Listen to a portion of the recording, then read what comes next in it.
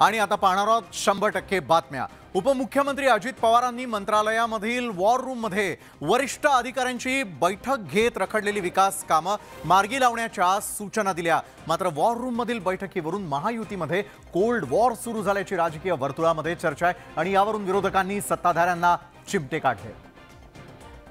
राज्यातील पायाभूत प्रकल्पांना गती देण्यासाठी उपमुख्यमंत्री अजित पवारांनी मंत्रालयाच्या वॉर रूममध्ये बैठक घेतली। यात विविध प्रकल्पांचा आढावा घेण्यात आला। अजित पवारांनी मंत्रालयात घेतलेल्या बैठकीमुळे विरोधकांच्या हाती आयताच मुद्दा लागलेला आहे। अजित पवार महायुतीमध्ये वरचढ झाल्याचा टोला विरोधकांनी लगावलाय। राष्ट्रवादी काँग्रेसने विरोधकांच्या दाव्याचं खंडन केलेलं आहे। विरोधकांच्या टीकेला उत्तर देताना सत्ताधाऱ्यांना तारेवरची कसरत करावी लागते। मुख्यमंत्री अध्यक्ष असतात, तसा फायनान्स विभागाचा काही संबंध नसतो। म्हणजेच त्या वॉर रूम मध्ये आता कोल्ड वॉर सुरू झाला आहे। आढावा घेणं याच्यामध्ये काही गैर नाही, त्याच्यामुळे कुठलंही कोल्ड वॉर नाही। जे वॉर आहे ते वॉर रूमच्या माध्यमातून जनतेचे प्रश्न गतिमान पद्धतीने सोडवणं हेच वॉर आमच्या सर्वांच्या समोर त्या ठिकाणी लक्ष केंद्रित करून आहे। तिघांमध्ये समन्वय चांगला आहे। तिघे मिळून महाराष्ट्राचा विकास करण्याच्या दृष्टिकोनातून काम करत आहेत। अजित पवारांनी सत्तेमध्ये सहभागी झाल्यानंतर नेहमीप्रमाणे कामाचा धडाका लावलाय। अजित पवार अधिक सक्रिय झाल्यामुळे महायुतीमध्ये सुंदोपसुंदी निर्माण होण्याची शक्यता नाकारता येत नाही। शिंदे फडणवीस सरकारचा तिसरा मंत्रिमंडळ विस्तार लांबणीवरती पडला आणि त्यातच आता येत्या स्वातंत्र्यदिनी ध्वजारोहणासाठी मंत्र्यांची यादीच सरकारने जाहीर केली आणि त्यामुळे पालकमंत्री पदाचा तिढा वाढल्याची चर्चा सुरू झाली आहे। राज्यातील महायुती सरकारमध्ये अजित पवारांच्या सहभागाने बरीच गणितं बदलली आहेत। सरकारने स्वातंत्र्य दिनानिमित्ताने जिल्हानिहाय ध्वजारोहण करणाऱ्या मंत्र्यांची तात्पुरती यादी जाहीर केलेली आहे, ज्यात पुण्यात पालकमंत्री चंद्रकांत पाटलांऐवजी राज्यपालांच्या हस्ते ध्वजारोहण होईल, तर चंद्रकांत पाटील रायगडमध्ये ध्वजारोहण करतील। दुसरीकडे उपमुख्यमंत्री अजित पवार कोल्हापुरात ध्वजारोहण करतील, तर कोल्हापूरचे पालकमंत्री असलेले दीपक केसरकर मुंबईमध्ये ध्वजवंदन करतील, तर कोल्हापूरचे नेते असलेले हसन मुश्रीफ मात्र सोलापुरामध्ये झेंडावंदनासाठी हजर राहतील। नाशिकमध्ये ध्वजारोहणाची संधी धुळ्याचे पालकमंत्री असलेल्या गिरीश महाजनांना मिळाली आहे, तर नाशिकचे पालकमंत्री असलेल्या दादा भुसे यांना धुळ्यामध्ये ध्वजारोहण करावं लागणार आहे। नाशिकच्या पालकमंत्री पदासाठी फिल्डिंग लावणारे भुजबळ अमरावतीत दिसतील, तर रायगडसाठी आग्रही असलेल्या अदिती तटकरे पालघरमध्ये ध्वजवंदन करतील। एकंदरीतच ज्या जिल्ह्यांमध्ये पालकमंत्री पदावरून वाद सुरू आहेत अशा जिल्ह्यामध्ये असलेल्या पालकमंत्र्यांना वगळून तिसऱ्याच नेत्यांना ध्वजारोहणाची संधी देण्यात आलेली आहे। तर विविध जिल्ह्यांमधील ध्वजारोहणासाठी मंत्र्यांची यादी जाहीर झाली आणि यावरून विरोधकांनी सरकारवर जोरदार टोले लगावले, तर सत्ताधाऱ्यांनी या प्रकरणी सारवासारव केल्याचं दिसून आलेलं आहे। स्वातंत्र्य दिनानिमित्ताने ध्वजारोहणासाठी पालकमंत्री पदावरून वाद असलेल्या जिल्ह्यांमध्ये वाद असलेल्या नेत्यांना वगळून तिसऱ्या मंत्र्याला संधी दिल्याचं समोर आलेलं आहे। आधीच मंत्रिमंडळ विस्तार लांबलेला असताना ध्वजारोहणासाठी मंत्र्यांच्या यादीवरून विरोधकांना टीकेची आयती संधी मिळाली आहे। पालकमंत्री नेमण्यासाठी इतका उशीर होत असेल, हे सरकारचं पाऊल कुठल्या दिशेने आहे याचं हे प्रत्यय आहे। विरोधक टीका करत असले तरी सत्ताधारी मात्र सर्वांशी चर्चा करूनच ध्वजारोहणाची यादी तयार झाल्याचं सांगतायत। माननीय मुख्यमंत्री आणि माननीय दोन्ही उपमुख्यमंत्री या दोघांशी चर्चा करून पालकमंत्र्यांच्या संदर्भात झेंडा वंदनाच्या संदर्भातली जी काही यादी आहे ती यादी तयार केली आहे। एकंदरीतच पालकमंत्री पदावरून सुरू असलेला वाद टाळण्यासाठी सरकारनं ध्वजारोहण करणाऱ्या मंत्र्यांची तात्पुरती यादी जाहीर केली आहे, पण त्यामुळे पुन्हा एकदा पालकमंत्री पदावरून वाद असल्याची चर्चा सुरू झाली आहे। त्यामुळे पालकमंत्री पदाचा हा तिढा सत्ताधारी नेमके कसे सोडवतात हे पाहणं महत्त्वाचं ठरणार आहे। राष्ट्रवादी काँग्रेसचे नेते आमदार नवाब मलिक यांना अखेर दिलासा मिळालेला आहे। सर्वोच्च न्यायालयाने प्रकृतीच्या कारणास्तव नवाब मलिक यांना जामीन मंजूर केलेला आहे। 2 महिन्यांसाठी हा जामीन असणार आहे। प्रकृतीचं कारण देत वैद्यकीय जामीन मिळावा अशी याचिका नवाब मलिक यांनी केली होती। मलिकांची ही मागणी सुप्रीम कोर्टाने मान्य केली। मनी लॉन्ड्रिंग प्रकरणामध्ये नवाब मलिक फेब्रुवारी 2022 पासून म्हणजेच जवळपास 1.5 वर्षांपासून कारावासात होते। एका खोट्या प्रकरणामध्ये त्यांना फसवण्यात आलं होतं आणि आज त्यांची सुटका सुप्रीम कोर्टाने केली, याचा आम्हा सर्वांना अतिशय आनंद आहे। आज सर्वोच्च न्यायालयाने त्यांना जामीन देऊन सत्याचा विजय केलाय आणि एक चपराक, तुम्ही किती खोट्या केसेस लावा पण नवाबबाई झुकले नाहीत। नवाब मलिकांची एक किडनी निकामी झाली आहे आणि ते सध्या एकाच किडनीवर आहेत। मलिकांवरती सध्या मुंबईमध्ये कुर्ला इथल्या क्रिटिकेअर रुग्णालयामध्ये उपचार सुरू आहेत, मात्र किडनी ट्रान्सप्लांटसाठी त्यांना अन्य मोठ्या रुग्णालयात उपचार सुरू करायचे आहेत अशी माहिती त्यांनी कोर्टाला दिली होती। त्यानंतर सर्वोच्च न्यायालयानं 2 महिन्यांसाठी जामीन मंजूर केलाय। मलिक यांना जामीन मिळाल्यानंतर अजित पवार गटाकडून जल्लोष करण्यात आलाय। ब्रिटिशांच्या काळामधील 3 कायदे बदलण्यात आलेले आहेत. मुख्य म्हणजे IPCच्या ऐवजी भारतीय न्याय संहिता 2023, CRPCच्या ऐवजी भारतीय सुरक्षा संहिता 2023 आणि एव्हिडन्स ॲक्टच्या ऐवजी भारतीय साक्ष अधिनियम 2023 हे बदल करण्यात आलेले आहेत. केंद्रीय गृहमंत्री अमित शाह यांनी लोकसभेत CRPC दुरुस्ती विधेयक सादर केलेलं आहे. भारतीय दंड संहिता, CRPC आणि भारतीय पुरावा कायद्यामध्ये सुधारणा करण्यासंदर्भातील 3ही विधेयकं लोकसभेत सादर करण्यात आली. त्यानंतरही ही 3ही विधेयकं गृह मंत्रालयाच्या स्थायी समितीकडे पाठवण्यात आलेली आहेत. ये कानूनों का उद्देश्य किसी को दंड देना नहीं हो. इन कानूनों का उद्देश्य सबको न्याय देना. गैंगरेप के सभी मामलों में 20 साल की सजा या आजीवन कारावास का प्रावधान किया है, जो आज नहीं है. 18 वर्ष से कम आयु की बच्चियों के मामले में मृत्युदंड का भी प्रावधान. यावेळी केंद्रीय गृहमंत्री अमित शाह यांनी राजद्रोहाचा कायदा रद्द करण्यात येत असल्याची मोठी घोषणाही केली. एक ऐतिहासिक निर्णय इस सरकार ने किया है. राजद्रोह को कंप्लीटली हम रिपील कर रहे हैं. गेल्या अनेक दशकांपासून सुरू असलेल्या या कायद्याबाबत बराच वाद झाला होता. अनेक विरोधी पक्षांनी तो रद्द करण्याची मागणी केली होती आणि त्याचा गैरवापर होत असल्याचा आरोपही केला जात होता. केंद्रीय गृहमंत्री अमित शाह यांनी लोकसभेमध्ये CRPC दुरुस्ती विधेयक सादर केलेलं आहे आणि या विधेयकानुसार ब्रिटिशकालीन कायदे बदलण्यात आलेले आहेत. नव्या कायद्यानुसार अनेक जुनी कलमं बदलण्यात आली आहेत. नव्या कायद्यांनुसार दंड संहितेऐवजी भारतीय न्याय संहिता, CRPC ऐवजी भारतीय नागरी संरक्षण संहिता, एव्हिडन्स ॲक्ट आता भारतीय पुरावा कायदा, देशद्रोह कायदा रद्द करण्याचा प्रस्ताव, ब्रिटिशकालीन 3 कायदे बदलले, सामूहिक बलात्कार प्रकरणामध्ये 20 वर्षांची शिक्षा, अल्पवयीन मुलीवरील अत्याचारासंदर्भात फाशीच्या शिक्षेची तरतूद, गुन्हेगार घोषित झाल्यावर त्याची संपत्ती जप्त करण्याची तरतूद, वॉन्टेड गुन्हेगारांच्या अनुपस्थितीमध्ये ट्रायल करून दोषी जाहीर करण्याची तरतूद, लहान मुलांच्या विरोधात सर्व गुन्ह्यातील शिक्षेत वाढ, निवडणुकीमध्ये मतदारांना पैसे वाटप केल्यास 1 वर्षाची शिक्षा, सरकारी अधिकाऱ्यांविरोधात तक्रारीवर परवानगीचा निर्णय 120 दिवसात. काँग्रेस खासदार राहुल गांधी यांनी पुन्हा एकदा पंतप्रधान मोदींवर निशाणा साधलेला आहे. मणिपूर हिंसाचारावरून राहुल गांधींनी मोदींना लक्ष्य केलं. तसंच कालच्या मोदींच्या भाषणाचाही राहुल गांधींनी खरपूस समाचार घेतला. पंतप्रधान नरेंद्र मोदी यांनी सरकार विरोधातील अविश्वास प्रस्तावावरील चर्चेला उत्तर दिलं. त्यावेळी पंतप्रधान मोदींनी काँग्रेससह इंडिया आघाडीचा समाचार घेतला. मोदींच्या याच भाषणावरून राहुल गांधींनी मोदींवर हल्लाबोल केलाय. मंत्री हंस हंस के बोल रहे थे. अगर इस देश में हिंसा हो रही है, दर्द हो रहा है, हिंदुस्तान के प्रधानमंत्री को 2 घंटे मजाक नहीं उड़ाना चाहिए. मोदी सरकारनं भारत मातेची हत्या केली या विधानावरती ठाम असल्याचंही राहुल गांधींनी सांगितलंय. हम जब गए, हमें मेटेज को परे करना पड़ा, हमें कुकीज को परे करना पड़ा. मतलब एक स्टेट नहीं है, आज 2 स्टेट है. स्टेट की हत्या कर दी गई है और उसको चीर दिया गया. मोदी सरकारला मणिपूरमधील आग विझवायची नाहीये असा आरोपही राहुल गांधींनी केला. जेव्हा भारत मातेवरती हल्ला होईल त्यावेळी भारत मातेचं रक्षण करताना पाहाल असंही राहुल गांधींनी सांगितलंय.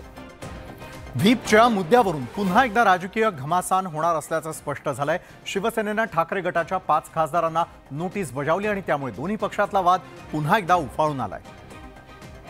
अविश्वास प्रस्तावावरती झालेल्या आवाजी मतदानामध्ये शिवसेनेनं अविश्वास प्रस्तावाच्या विरोधात भूमिका घेतली तर ठाकरे गटानं आवाजी मतदानामध्ये अविश्वास प्रस्तावाच्या बाजूनं कौल दिला. यामुळे दोन्ही पक्षात पुन्हा एकदा वादाची ठिणगी पडली आहे. खासदार राहुल शेवाळे यांनी शिवसेना उद्धव बाळासाहेब ठाकरे गटाच्या 5 खासदारांना नोटिसा बजावलेल्या आहेत. व्हीपचं पालन करण्यात आलं नाही, त्यामुळे नोटीस बजावल्याचं शिवसेना गटनेते राहुल शेवाळे यांनी स्पष्ट केलं.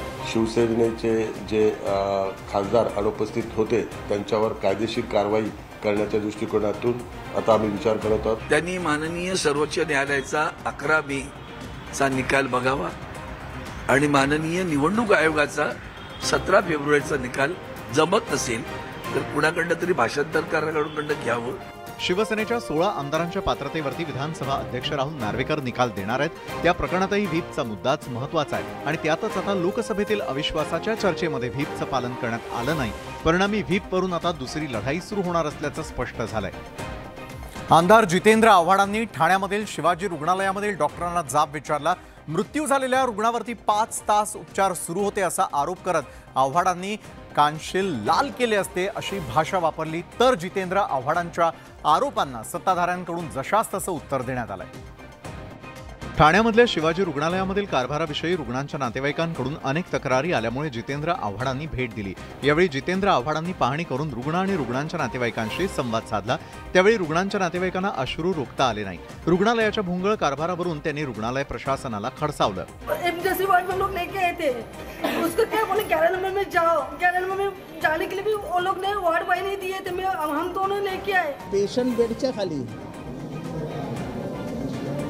कित्येक पेशंटचे बेडशीट्स बदललेले नाही। जितेंद्र आव्हाडांची ही कृती म्हणजे गरिबांविषयी कळवळण नसून पब्लिसिटी स्टंट असल्याचा टोला सत्ताधाऱ्यांकडून लगावण्यात आलेला आहे। जितेंद्र आव्हाड यांनी जो काल काही स्टंट केलेला आहे त्यांना सवय आहे। सर्वसामान्य नागरिकांना सरकारी रुग्णालयांचाच आधार असतो, मात्र अनेकदा सरकारी रुग्णालयामध्ये रुग्णांना वेळेमध्ये उपचार मिळत नाहीत। त्यामुळे प्रशासनानं सामान्य नागरिकांना चांगले उपचार कसे मिळतील याकडे लक्ष देण्याची गरज आहे। बीड जिल्ह्याच्या राजकारणामध्ये मुंडे विरुद्ध क्षीरसागर असा नवा राजकीय संघर्ष पेटण्याची शक्यता आहे। एका महिन्यापूर्वी मोदी सरकारवर टीका करणारे आता मंत्रीपद मिळाल्यानंतर हर हर मोदी म्हणतायत असा टोला संदीप क्षीरसागर यांनी लगावला। मुंडे समर्थकांनी क्षीरसागरांच्या टीकेला जशास तसं उत्तर दिलेलं आहे। राष्ट्रवादी काँग्रेसमधील बंडानंतर बीड जिल्ह्यातही राष्ट्रवादीमध्ये फूट पडलेली आहे। धनंजय मुंडेंनी अजित पवार गटाचा झेंडा हाती घेत कृषी मंत्रीपद मिळवलं, मात्र बीड विधानसभेचे आमदार संदीप क्षीरसागरांनी शरद पवारांची साथ काही सोडली नाही। एकेकाळी खांद्याला खांदा लावून बीड जिल्ह्यामध्ये राष्ट्रवादी काँग्रेसच्या विस्तारासाठी प्रयत्न करणारे हे दोन्ही नेते आता एकमेकांसमोर उभे ठाकलेत। संदीप क्षीरसागर यांनी धनंजय मुंडेंचं नाव न घेता बोचरी टीका केली, तर अजित पवार गटाकडून या टीकेला प्रत्युत्तर देण्यात आलंय। आज तुम्ही त्या पवार साहेबांच्या पुरोगामी विचारामुळे निवडून आलेले आणि जसंच मंत्रीपद आलं हर हर मोदी। जनतेचे प्रश्न मार्गी लागावेत याच्यासाठी घेतलेला निर्णय आणि यावरून जर कुणी टीका टिप्पणी करणार असेल तर मला वाटतं त्याला काही फारसं महत्त्व देण्याची गरज आहे असं मला वाटत नाही। येत्या 17 ऑगस्टला बीडमध्ये शरद पवारांची जाहीर सभा होणार आहे आणि त्या सभेपूर्वीच क्षीरसागर विरुद्ध मुंडे असा राजकीय सामना रंगण्याची शक्यता निर्माण झाली आहे। पावसाळ्यामध्ये मुंबईत रस्त्यात खड्डे की खड्ड्यात रस्ते असा प्रश्न निर्माण होत असतो आणि त्यामुळे या प्रकरणाची याचिका मुंबई उच्च न्यायालयामध्ये दाखल करण्यात आलेली होती आणि या याचिकेवर झालेल्या सुनावणीसाठी MMR मधील सर्व 6 महापालिकांचे आयुक्त हायकोर्टात हजर होते।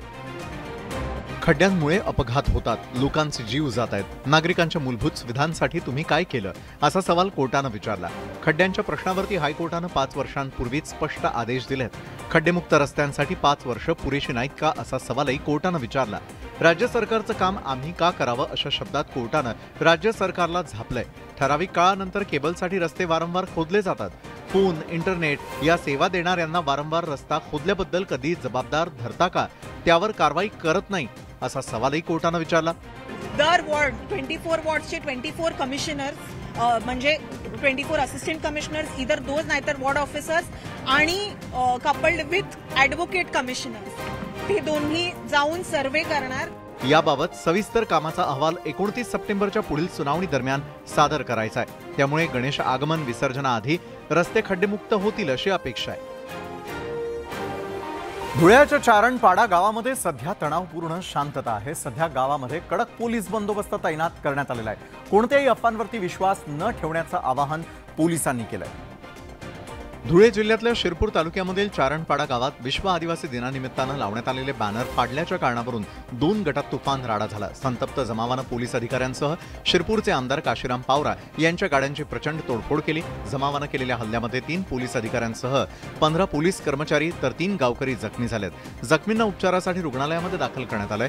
2 गटात झालेल्या दगडफेकीच्या घटनेनंतर पोलिसांनी 13 जणांना अटक केलेली आहे, तर 150 ते 200 जणांविरोधात गुन्हा दाखल केलाय। दरम्यान चारणपाडा गावासह सांगवी परिसरात तणावपूर्ण शांतता असून मोठ्या प्रमाणात पोलीस बंदोबस्त तैनात करण्यात आलेला आहे। त्यामध्ये 13 आरोपी निष्पन्न म्हणजे अटक केत आहेत, त्यातून 5 आरोपी निष्पन्न केलेत आणि त्या उपर आणखी 150 ते 200 लोक आपण आरोपी म्हणून सेवेमध्ये घेतलेले आहेत। दरम्यान चारणपाडा गावात पोलिसांनी रूट मार्चही काढलाय। चारणपाडा परिसरामध्ये धुळे जिल्हा पोलिसांसह राज्य राखीव पोलीस दलाच्या जवानांना तैनात करण्यात आलेला आहे। कोणत्याही अफवांवरती विश्वास ठेवू नये असं आवाहन पोलिसांतर्फे करण्यात आलंय।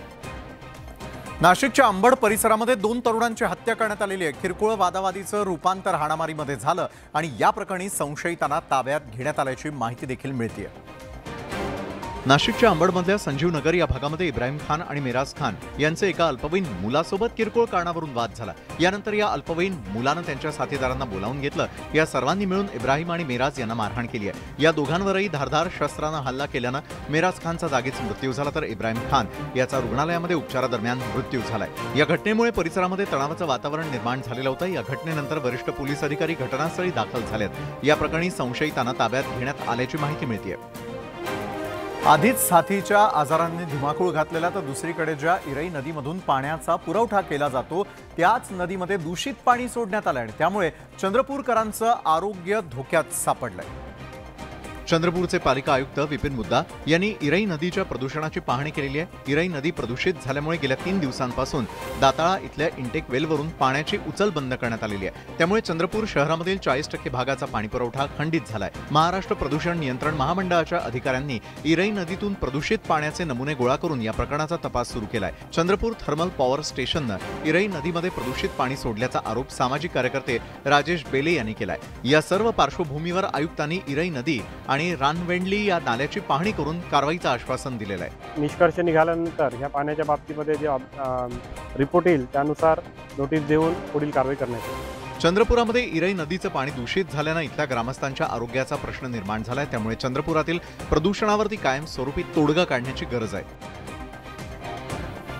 नाशिकमध्ये मद्यपींचा प्रताप समोर आलेला आहे। मद्यपींनी साठवण तलावातील पाणी सोडल्याचा धक्कादायक प्रकार समोर आला आणि यामुळे साठवण तलाव निम्म्याहून अधिक रिकामा झालाय।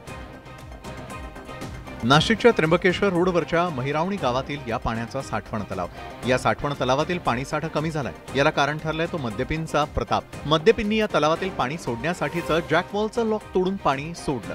हे पाणी सोडल्यानं साठवण तलावातील पाणीसाठा कमी झालाय। रात्री अचानक पाऊस नसतानाही नदीच्या पाणी पातळीत वाढ झाल्यानंतर कुणीतरी जॅकवॉलचं लॉक तोडून पाणी सोडल्याचं ग्रामस्थांच्या लक्षात आलंय। घटनास्थळी दारूची बाटलीही आढळून आली आहे। या प्रकरणी जलसंपदा विभागानं अज्ञाताविरोधात पोलिसात तक्रार केली आहे। जॅकवॉलचं लॉक तोडून पाणी सोडल्यामुळे साठवण तलावाच्या सुरक्षेचा प्रश्नही निर्माण झालाय, त्याचप्रमाणे पाण्याची नासाडीही झाली आहे। मोबाईल ही सध्या गरजेची गोष्ट बनलेली आहे। मोबाईल शिवाय अनेकांचं पानही हलत नाही। मात्र हाच मोबाईल चालता बोलता बॉम्ब आहे का असा प्रश्न पडावा अशी घटना छत्रपती संभाजीनगरमध्ये घडली आणि सुदैवानं यात विद्यार्थी बचावला। छत्रपती संभाजीनगरच्या गंगापूर तालुक्यामध्ये राहणारा आदेश झोजे हा चार्ज केलेला मोबाईल घेऊन खासगी शिकवणीसाठी घराबाहेर पडला।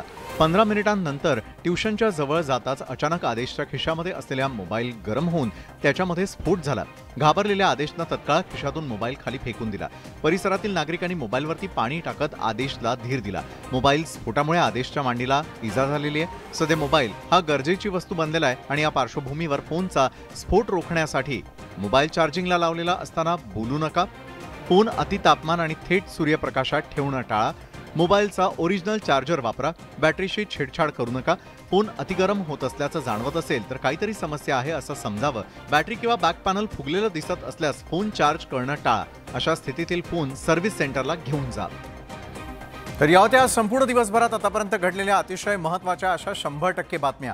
तर आजच्या 100% बातम्यांमध्ये वेळ झाली इथंच थांबण्याची। ताज्या घडामोडींसाठी पाहायला विसरू नका